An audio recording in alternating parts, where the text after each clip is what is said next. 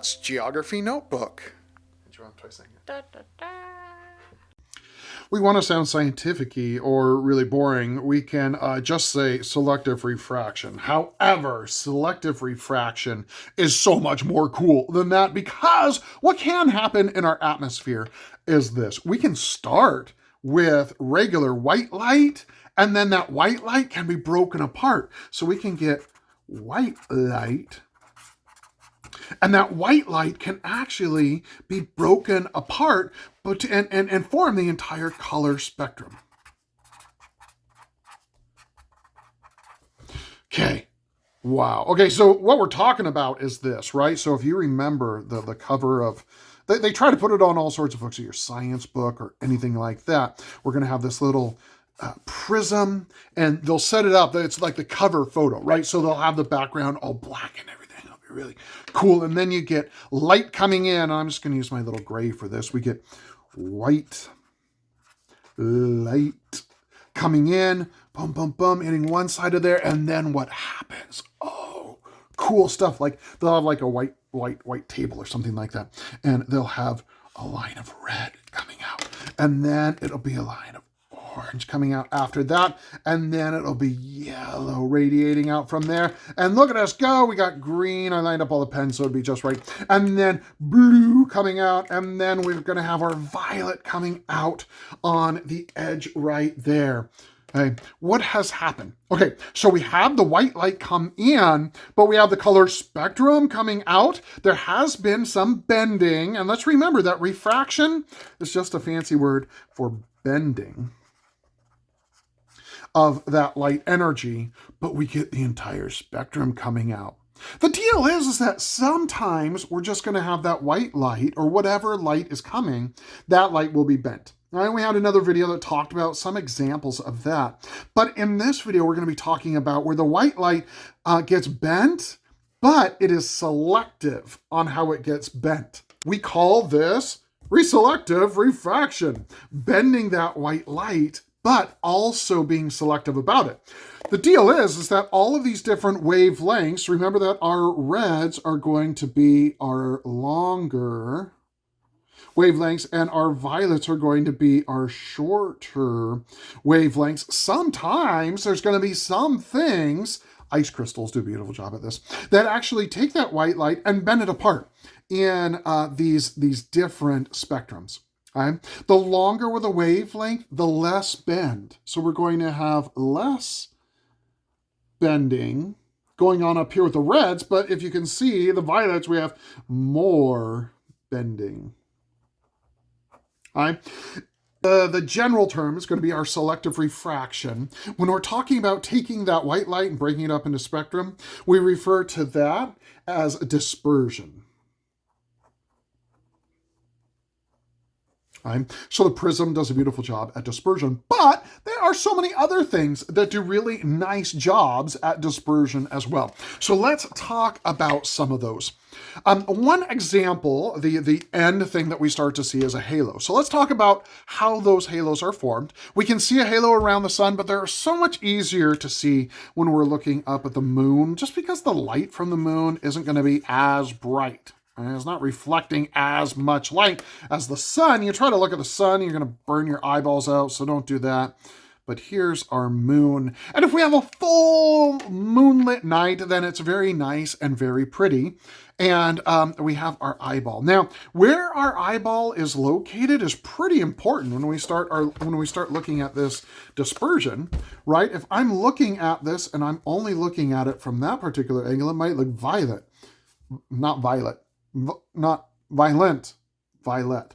Okay, purple. Okay, or blue, or green, or yellow, or orange, or red, right? So it depends on where we're looking at it. Now, we look at it from above and we go, oh, that looks beautiful with a little rainbow out there on the table after it goes through the prism. I like it. Okay, but atmospherically, it is going to be changing a little bit. So here's what we have going on. One example that we can see is when we look up at the moon, sometimes we'll go with the lighter blue. Sometimes there's going to be clouds and that will scatter the light, but other times we have ice particles. In our cirrus clouds, right? Remember, our cirrus clouds are made out of ice. And so we have tiny little ice crystals that are just out there floating around. Well, what are those ice crystals going to do? Those ice crystals are all over the sky. Great, ice crystals, thank you, all over the sky. But what will happen sometimes is the light energy is going to hit one of those crystals, okay?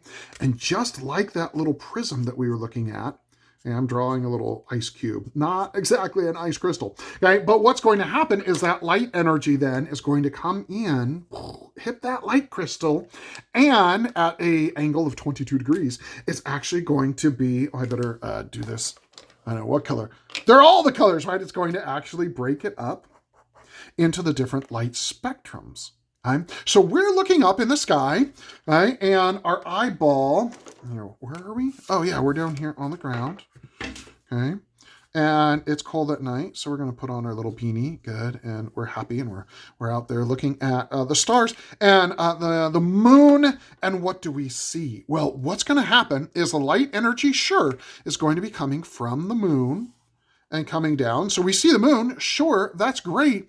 But the other thing that's happening is the light energy is going to be hitting some of these other ice crystals. It's going to be hitting the ice crystals here and here and here, all the way around. Now, if you can picture this, right, this little diversion that we have right here, this angle of bend, right, we're going to have this guy, and then we have the light coming in this way, and then we see it again, and it's going to kind of illuminate right around there. And depending on how spectacular things are looking, we might see the whole different colors. We might see that on the inside it's going to be a little bit more red, and on the outside it's going to be a little bit more of the purples. Oftentimes we won't see that because the moon isn't pumping out so much, but we're going to see this glow coming around. Now this guy is at 22 degrees, and so if we could measure from the sun, from the moon over 22 degrees, we see this nice halo of light. Right? And that has to do with the way that those ice crystals are bending things. Okay, now, not just at nighttime. Right? The example I used was the moon. I think it's because it's a little bit easier to see the moon halo. Usually it's going to be colder, so we're going to have the ice crystals. Usually having the sun there is kind of hard to block that out and still see the halo. Doesn't mean it's not going to happen. It still might happen. All right, but other things can happen as well if we have these ice crystals up with the sun up there. Right? So what we might see is the sun, and I know it's white light, and the sun is up there radiating out all of its light. But if we have some of those ice crystals up there as well, our cirrus clouds up there, what we can do sometimes is there's another little optic that we start to see. Right? And that has to do with our eyes and the sun and these ice crystals all being on the same plane. Right? So if we could have our eyeball there, and we're going to draw the little ice crystal right here, and we're going to have the sunlight coming at it right here. Right? What's going to happen? Sure, we're going to see the sun. Right? Don't look in the sun. You'll burn your eyes.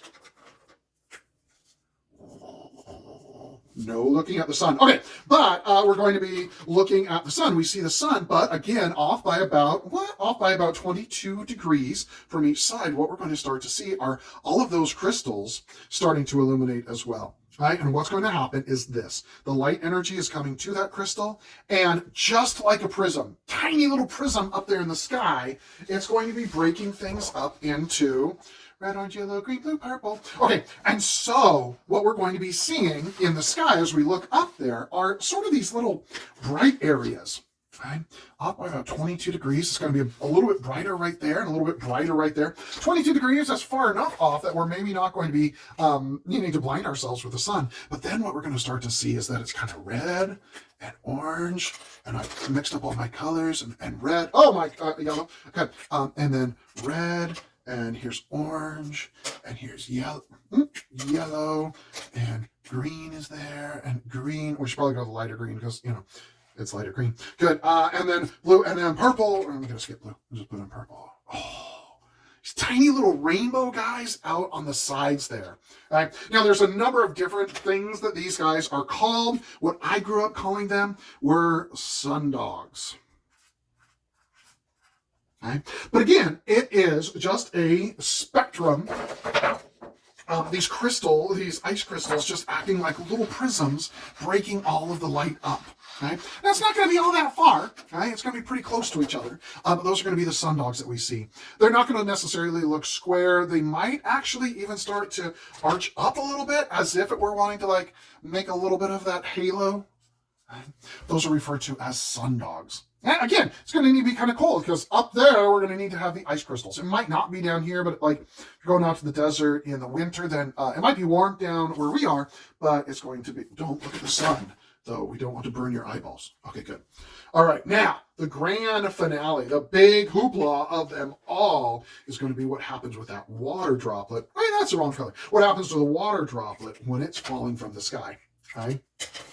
Here's what we need for this. Okay, and I want to just draw a water droplet. Oftentimes we like to think that water falls from the sky the same way it drips from the faucet. Okay, so when we see it dripping from the faucet, okay, water really has hydrogen bonds in it, so it really likes to stick. It doesn't want to let go, and so when it's dripping, it's, oh, I guess I'll let go, and so we start to see the bulk of it down below, or the teardrop running down your cheek.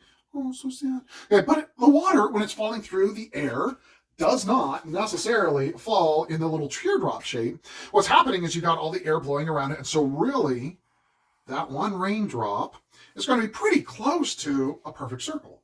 Okay? Now, what needs to happen is this. We need to get everyone lined up just right. So let's get a nice pen to kind of draw out the map of where everyone needs to be in order to get a nice rainbow. Here's what we're going to need. We'll do a little drawing down here. We need to be standing right here. Perfect. Oh, we're very tall today. Wonderful. The sunlight needs to be coming down behind us. Now, when do we see, and then the rain needs to be falling from the sky on the other side.